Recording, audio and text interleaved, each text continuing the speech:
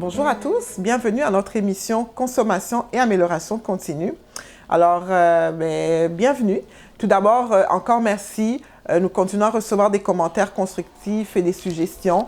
Comme je l'ai dit, pour les questions, nous allons y revenir. Nous avons décidé que comme nous sommes sur nos premières émissions, c'est un peu du rodage. Dans les prochaines émissions, nous allons commencer à répondre à une ou deux questions pour nous permettre d'épurer les questions que nous recevons. Donc, en début d'émission, je prendrai quelques minutes pour répondre aux questions que nous avons reçues sur les émissions précédentes. Et n'hésitez pas, si vous avez d'autres questions qui vous reviennent, envoyez-les-nous. Comme je vous l'ai dit, en regardant ci-dessous, vous avez les informations pour notre page Instagram, Facebook et le courriel, pour ceux qui sont à l'aise pour le courriel. Donc, après la prochaine émission, dans la prochaine émission, on prendra le temps de répondre à une ou deux questions. Ça va dépendre du temps que nous avons. Vous savez que le temps passe vite, mais dépendamment des questions, on va essayer de commencer. Ça va être une façon aussi que les gens qui posent des questions se sentent encouragés d'en poser parce que peut-être que vous pensez qu'on ne répond pas. Mais non, on a décidé de prendre du temps pour pouvoir répondre à vos questions qui d'ailleurs nous aident et nous inspirent énormément pour l'émission. Alors, assez parlé. Alors, c'est parti. Alors, aujourd'hui, vous vous demandez encore, de quoi on va discuter? Eh bien, voilà, c'est un sujet assez intéressant qui s'appelle « À nos conserves ». À nos conserves, vous dites oui, oui, à nos conserves. Donc, les conserves aujourd'hui, ce qu'on voulait en fait dire, c'est, je ne sais pas si tout le monde connaît des conserves. Des conserves, c'est la façon de garder certains aliments qu'on a acheté fraîchement, mais de les conserver pendant une longue période sous forme de conserve, si je peux me permettre. Donc, vous allez comprendre tout au long de l'émission, si ce n'est pas clair pour certains, c'est quoi des conserves, mais c'est juste une façon de conserver des aliments. On en mange déjà des conserves. Des sardines, c'est des produits qui sont en conserve. Le thon, c'est des produits qui sont en conserve. Il y a des tomates, des produits qui sont en conserve. Donc, c'est juste une façon aussi, en fait, de savoir comment on fait nos conserves. Donc, voilà, ici, aujourd'hui, j'ai voulu vous montrer comme un pot qui pourrait être utilisé pour faire de la conserve. Il y a plusieurs pots, mais c'est juste un exemple de pot qui pourrait être utilisé pour faire vos conserves. Donc, comme d'habitude, vous êtes habitués maintenant, oui, j'ai mon petit tableau qui va nous aider à faire notre suivi dans l'émission pour qu'on ne se perde pas parce que, comme vous le savez, c'est quand même des sujets qui peuvent être vastes, mais on essaie de canaliser sur des choses que nous pensons importantes pour vous et pour nous. Et comme je le dis, s'il y a des questions, d'autres choses, vous savez comment nous rejoindre pour qu'on puisse approfondir le sujet. Alors, pour débuter, comme d'habitude, pour commencer, on va vérifier comment faire des conserves. Donc, c'est le premier point. Alors, comme d'habitude, vous savez, nous ne sommes pas des spécialistes. Nous faisons du réseautage. Ce qu'on vous dit, c'est ce qu'on fait. On réseaute, on fait des recherches sur Internet, on discute avec des gens qui ont l'habitude de le faire et on vient avec, pas tous les points, mais les points qui nous reviennent le plus et qui semblent être les plus pertinents. Donc, comment faire des conserves? On nous dit que la première chose à vérifier quand on veut débuter ce système de conservation des aliments, si je peux me permettre, c'est de vérifier les pots. Donc, quel pot je vais utiliser? Donc, tantôt, je vais vous montrer le pot pour vous inspirer, mais ça peut être n'importe quel pot, mais un pot qui va bien conserver l'aliment. Donc, qui va permettre d'avoir surtout un bouchon, donc quelque chose, qui va bien se fermer parce qu'il semble que la réussite des conserves est très basée sur la façon que le bouchon va se fermer. Donc, voilà. Et donc, les pots à utiliser. Autre chose qu'on nous dit, la stérilisation des pots. Oui, il faut que les pots soient stérilisés. Donc, il y a une méthode à faire. Il semble qu'il y a même des machines. Donc, il y a déjà des équipements qui nous permettent de stériliser. Mais il y a façon de le faire vraiment avec une casserole à la maison. Pour les novices comme vous et moi, là, si on veut s'essayer une fois de temps en temps, on n'a pas besoin d'avoir tout un équipement là qui nous permet de faire la stérilisation. On peut tout simplement avoir un gros chaudron avec donc une grosse casserole avec de l'eau qu'on bouillit, puis on stérilise à une certaine température les pots qu'on compte mettre des aliments là-dessus. Autre chose aussi, le remplissage des pots. On nous dit qu'il faut remplir les pots de façon à permettre à laisser une distance. Il ne faut pas que mon pot déborde. Il faut que je laisse une distance entre le capuchon du pot et la limite du pot pour que l'aliment, donc il faut s'assurer que ça ne déborde pas. Ça fait partie donc des points à surveiller quand on décide de faire des conserves. Il ne faut pas que nos pots débordent parce qu'après ça ne fonctionne pas pour la conservation. Et on nous a aussi dit, ce qui est beaucoup revenu, c'est qu'il y a un traitement à la chaleur. Les conserves doivent être traitées d'une certaine façon une fois que j'ai rempli mon pot. Donc, par exemple, je parle des tomates, je fais un coulis de tomates, je bouillis, je malaxe mes tomates, je les écrase, je les prépare. Quand elles sont prêtes à être mises, je les mets dans le pot. Mais il faut aussi que je fasse un traitement, c'est-à-dire que je dois encore rebouillir, exposer mon pot avec le produit, donc l'aliment à l'intérieur, à une certaine température pour que je puisse m'assurer qu'ils vont se conserver. Et maintenant, grosse histoire aussi, pas grosse, mais quand même, il faut être délicat. Dépendamment des aliments, il y a différentes températures, mais la plupart des aliments, c'est à peu près un traitement à la chaleur qui est à peu près, je pense, à 100 degrés Celsius. C'est ce qui est beaucoup revenu. Mais écoutez, donc dès que l'eau bouillit, là, il faut laisser une certaine température. Ça bouillit, ça permet que l'aliment s'entretienne le plus longtemps possible. Et après, le top est qui va être la conservation. Donc, quand on conserve des aliments, il faut savoir où les conserver. On ne peut pas nécessairement les exposer au soleil, on ne peut pas les exposer sur la table. Il faut qu'ils soient dans un endroit possiblement sombre où ils vont pouvoir durer et être conservés en bon état. Donc, voilà pour le premier point. On va y aller avec le deuxième point. Comme je vous le dis, on a fait nos recherches. Il y a peut-être d'autres points qui vont être importants dans le comment faire des conserves, mais ça, c'est les points qui sont le plus revenus avec les discussions qu'on a eues et les échanges qu'on a pu avoir avec les personnes qui sont déjà des pros des conserves. Le deuxième point, on suit toujours notre petit tableau qui nous permet de ne pas nous perdre. Quoi mettre dans nos conserves? Eh oui, il semble que c'est une question qui revient quand même beaucoup et c'est un point important à savoir. On nous demande quoi mettre dans nos conserves. Il semble qu'on peut mettre à peu près tout dans nos conserves. Il semble que presque tout peut se conserver. On parle comme des produits laitiers, on parle même des légumes, des fruits. En fait, presque tout peut se conserver en purée, en compote. Donc, c'est juste de savoir comment. Et on m'a même appris qu'on n'a pas nécessairement besoin de broyer nos aliments. Parfois, juste de les couper en petits morceaux, on peut décider. Ça dépend de ce que nous, on aime, de la texture, de la façon qu'on veut que ce soit conservé. Mais tout ça peut être utile. Donc, mais sachez que vous pouvez à peu près tout conserver. Donc, au niveau des légumes, au niveau des fruits, au niveau des yogourts, des produits laitiers, de faire des choses que vous pouvez conserver. Il y a une façon pour conserver, mais presque tout est conservable en forme de conserve. Donc, c'est une belle découverte. Donc, écoutez, si vous avez des légumes des saisons, dans notre dernière émission, on avait parlé du potager. Peut-être que j'ai cultivé trop de tomates ou j'ai trop de légumes, de poivrons, tout ça. Je pourrais faire des conserves pour que je puisse les utiliser au fur et à mesure au cours de l'année. C'est une façon de ne pas perdre mes aliments et aussi de pouvoir en distribuer. Ça fait aussi des beaux cadeaux de mettre des aliments dans des pots en conserve. Regardez mon beau pot que j'ai aujourd'hui. C'est inspirant. Quelqu'un pourrait me donner de la confiture peut-être ou des tomates dans un pot. Donc, les conserves peuvent être aussi utilisées pour faire des cadeaux pendant les périodes des fêtes. C'est une façon originale de penser aux gens autour de soi. Nous continuons toujours, nous aimons notre émission parce que on nous dit comment, pourquoi, mais aussi les avantages. Pourquoi je devrais me mettre à faire des conserves? Donc, notre troisième point, les avantages. Quels sont les avantages à faire des conserves? Eh bien, on va vous le dire tout de suite. Il semble que quand on fait des conserves, on mange des aliments aussi qui sont de meilleure qualité parce que les frais du supermarché. Pourquoi? Parce qu'on a le contrôle.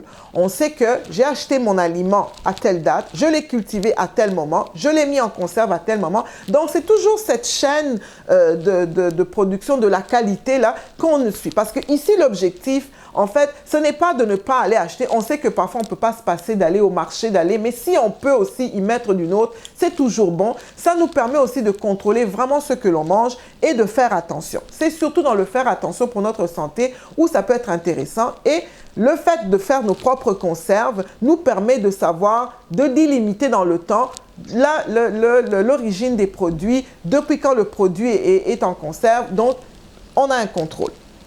Autre chose aussi, c'est un meilleur choix environnemental. Pourquoi? Ben parce qu'on garde, donc on n'est pas dans le gaspillage. C'est-à-dire que j'ai beaucoup trop de légumes, j'ai beaucoup trop de fruits. Je ne suis pas là pour jeter. Je trouve une façon de consommer mes fruits jusqu'à la fin. Donc, on pense à l'environnement, on pense aux autres. On sait qu'il y a des endroits où c'est plus difficile de se trouver de la nourriture, dépendamment de l'économie, dépendamment des températures. Donc, le fait de penser à l'environnement, et nous ici, l'objectif de l'émission, c'est de faire de nous des meilleurs consommateurs, des consommateurs avertis, mais aussi responsables. Donc, cet impact sur l'environnement reviendra souvent dans nos émissions parce qu'on essaie de vous apprendre à consommer de façon responsable, en pensant aux autres, en pensant à notre environnement.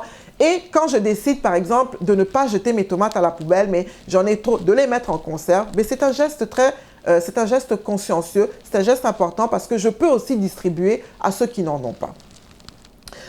Et aussi, comme on le dit, on réalise des économies. Vous allez me dire des économies, pourquoi? Et des économies, oui, pourquoi? Parce que si c'est la saison des tomates, je peux acheter plein de caisses de tomates, je peux acheter plein de caisses de poivrons, je peux acheter plein de caisses, par exemple, de pommes, plein de caisses de, je ne sais pas, d'autres fruits, de ceux qui se trouvent dans votre région, dans votre pays, dans votre ville. Et en ayant un stock, pour ne pas perdre, la conservation en conserve, si je peux me permettre de dire, me permet de tout utiliser. Donc, je ne gaspille pas. J'ai fait des économies. Quand les produits, les tomates vont être plus chères, moi, j'en aurai en conserve chez moi. Je peux juste sortir mes conserves et les utiliser dans la préparation de mes sauces, dans la préparation de mes repas. Et donc, je fais des économies parce que j'achète à un bon moment et je les utilise pendant l'année, pendant les mois où elles sont beaucoup plus rares. Donc, c'est une façon d'économiser. C'est une façon de faire attention à notre portefeuille aussi. Autre avantage, et pas le moindre, on économise un temps précieux. Oui, pourquoi? Parce que, je vous l'ai dit tantôt, on peut tout mettre en conserve. On peut même mettre certains repas. Il y a des repas comme des sauces pour les spaghettis ou des sauces à pâtes, des soupes peuvent être mis en conserve. Dépendamment des mélanges des aliments, on peut garder ça pendant un certain temps. On peut mettre dans notre congélateur. On peut mettre dans un endroit sombre qui peut conserver les aliments. Et ça nous permet donc, par exemple, si on travaille, on n'a pas tout le temps de semaine, peut-être si on est mal pris, je peux sortir ma sauce à pâtes, je peux sortir ma soupe que j'ai mis en conserve, je peux sortir mes légumes que j'avais conservés d'une certaine façon et ainsi pouvoir manger rapidement, gagner du temps et vaquer à d'autres occupations au lieu de perdre un temps précieux à la cuisine. Donc, c'est une façon aussi d'économiser du temps et nous le savons, le temps, c'est de l'argent. Nous avançons toujours, chers téléspectateurs, donc merci de continuer à nous suivre.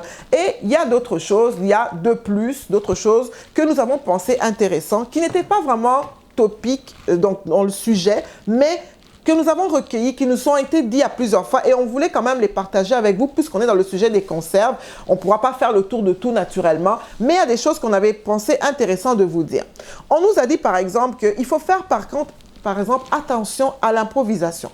Quand vous décidez de faire des conserves, ayez une recette préétablie. Suivez une recette qui a déjà fonctionné pour quelqu'un, une recette de quelqu'un qui s'y connaît. Ne prenez pas des mélanges parce que vous ne savez pas toujours ce que ça peut donner. Vous savez, les aliments, une fois cuits, une fois en conservation, il y a une oxydation qui se fait. Je ne vais pas aller dans des termes scientifiques ou trop lourds, mais c'est juste que la façon de dériver des aliments est différente. Il y a des aliments qui vont se conserver beaucoup plus longtemps et facilement, mais d'autres peuvent produire des bactéries. Alors, il faut faire attention quand on décide d'aller chercher des mélanges. Donc, prenez des mélanges qui ont déjà fait leurs preuves.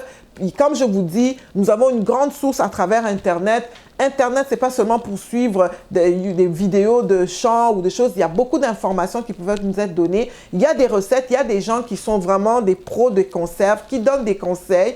Et ce qui est beaucoup revenu, c'est que, s'il vous plaît, évitez les mélanges et les recettes douteuses. N'essayez pas d'improviser. Allez voir, faites une recherche avant de mélanger tel légume avec tel légume, avant de mélanger tel produit avec tel produit, pour être sûr que quand cela va se conserver, ça ne va pas générer des bactéries ou des choses qui pourraient, à la longue, être aussi dangereuses pour la santé. Eh oui, les conserves, si elles sont mal faites, s'il y a des mélanges compliqués, oui, quand il y aura ce mélange pendant le temps de conservation, ça pourrait être nocif pour la santé. Donc, c'est très important de faire des vérifications avant de se lancer dans les recettes ou dans les produits que l'on veut conserver. Donc, de penser donc aux bonnes vieilles méthodes. Si on a nos grands-parents, on a une maman qui le faisait, de prendre, de s'inspirer de ceux qui le font, qui connaissent. C'est toujours bon. On a toujours autour de nous quelqu'un qui s'y connaît. Le réseautage est important. L'Internet peut nous aider. Mais s'il vous plaît, dans ce genre de façon de conserver les aliments, évitez l'improvisation ou bien tester un petit peu, mais vérifier aussi pour savoir si la recette n'est pas une recette qui pourrait nous causer des problèmes de santé plus tard. Quoi de plus encore? Ben, on nous apprend qu'il faut changer les couvercles de pot. Voilà, les couvercles. Donc, ici, je reviens avec mon pot. Il semble que mon pot peut être utilisé à plusieurs fois, mais pas le couvercle.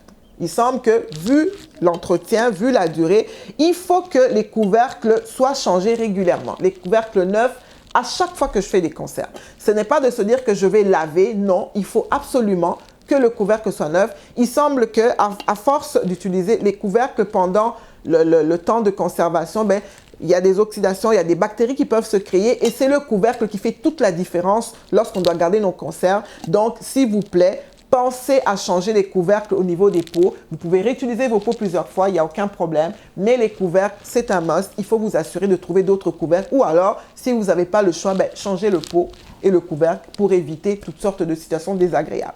Donc, on revient là-dessus parce que c'est des choses qui nous ont été dites. Et comme vous voulez, vous le savez, on veut s'améliorer, on veut bien faire les choses, on ne veut pas empoisonner les autres, on ne veut pas empoisonner notre famille, surtout que c'est des choses qu'on fait à la maison. On veut s'assurer de bien faire les choses. Si on n'en a pas, tant mieux ne pas en faire. Mais si on doit le faire, ben, faisons bien les choses. Toujours dans le point de plus, qu'est-ce qui nous a été encore rapporté à tenir compte? Ben, de ne pas oublier de chauffer les conserves après le remplissage. Je l'avais dit au début, ben, c'est très important qu'une fois qu'on a rempli notre pot du produit, une fois qu'on a rempli des aliments, de la tomate, de la soupe, ben, de faire un genre de traitement thermique. Ça veut dire qu'il faut réchauffer à nouveau. Une fois que l'aliment est dans le pot, on bouillit, dépendamment du temps, des degrés. Il faut suivre les recettes. C'est pour ça que je parle, la recette est très importante. Mais il faut refaire comme un genre de traitement thermique sur le pot avec l'aliment à l'intérieur pour s'assurer que la conservation va se faire à longue durée puis qu'elle va tenir et qu'on n'aura aucun problème des bactéries qui pourraient se développer à l'intérieur du produit, à l'intérieur de l'aliment. Donc, c'est un point à ne pas oublier, de ne pas oublier de chauffer le remplissage. Et je reviens et je réinsiste beaucoup dans cette émission que quand vous allez vous mettre aux conserves, n'hésitez pas à prendre un plan,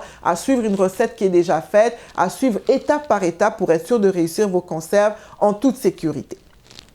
Autre point qui nous est revenu, toujours dans notre petit point de plus, ben, c'est ça, je reviens là-dessus, d'éviter les mélanges si possible. On nous a dit que certains mélanges ne sont vraiment pas bons vu l'acidité des aliments. Il y a des aliments qui sont plus acides, il y en a qui le sont moins. C'est pour ça qu'on va trouver, et nous on a été se promener sur Internet et je vous dirais qu'on a trouvé toutes sortes de recettes, toutes façons de faire des compotes, de fruits. Tout est là, tout est bien expliqué.